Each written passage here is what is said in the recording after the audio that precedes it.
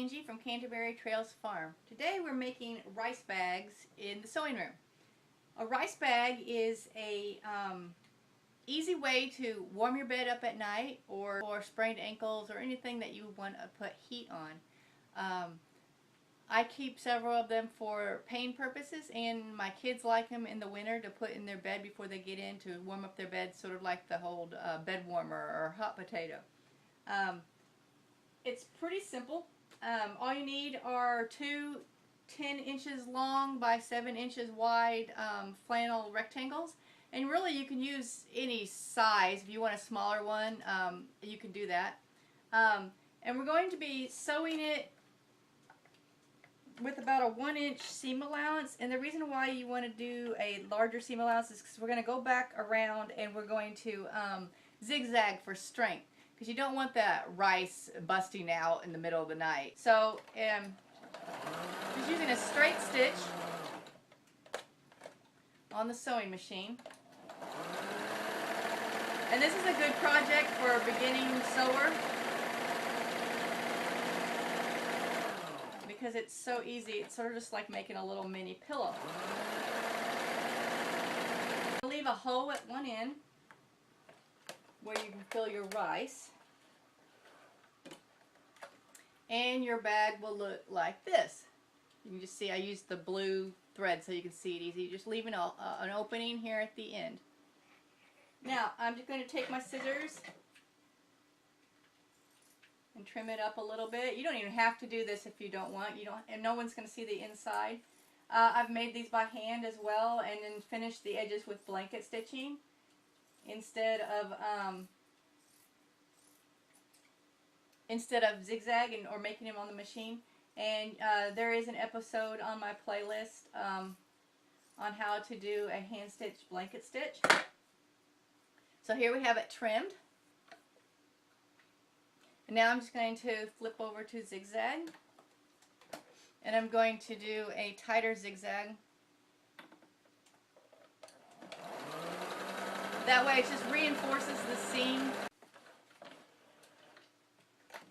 Okay, now it's been zigzagged for reinforcement. Now I'm going to reach in here. I'm just going to turn this right side out. Sorry, it already is inside out. And like I said, you can do these by hand. You don't have to use flannel. You could use denim or any heavier fabric. But I just find that the flannel wears well, and it's soft. And one of these will last you about 2 years. I'm going to show you one that's almost 3 years old in just a minute, and we're going to look at what the contents look like inside after 2 years. So there you have it, turned inside out. I use a funnel, and this is just a homemade funnel by cutting the top off of a 2-liter bottle.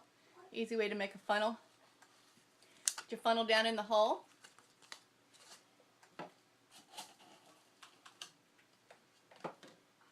Trying to do this without getting it all over my sewing area here.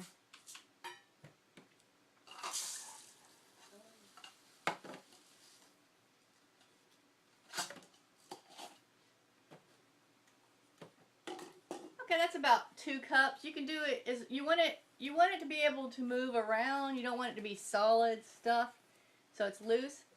I'm going to shake all that rice down into the end. I'm going to fold my little hole in there like that so it's nice. And I'm just going to zigzag that shut. I'm in the microwave for about 2 minutes, and it will be hot, and so you pick it up by the corner. You can also put it on a cookie sheet and put it in the oven. About 200 degrees. You have to watch it a little closer if you're putting it in the oven, though, because obviously it can cook. In the microwave, you're not going to do as much damage. So there's our finish. Let's look at the inside of an older one to see what you're dealing with on the inside after a couple years. So here's the outside of one that's almost 3 years old. So you can see the flannel has started to get burned and threadbare, and it starts to smell a little off like burnt rice after a while. And here's what the inside looked like after 3 years. All of this rice has been cooking. You can see there's no black pieces, so nothing actually caught on fire. That was a bag that I used consistently almost every night of the winter for a good 3 years. And you'll be able to smell when the rice is getting older, because it will start smelling like a burned rice. But it's still safe to use. And just every couple of years I replace mine. I usually have remnants and leftover flannel from making pajamas and gowns and things. So this is a good rice bag to use for therapeutic reasons or just for warming your bed. There are written instructions. I wrote an article for Backwoods Home magazine in 2016 that you can probably find by the issue number by looking online. So a therapeutic rice bag in Backwood Home magazine if you absolutely want the written instructions.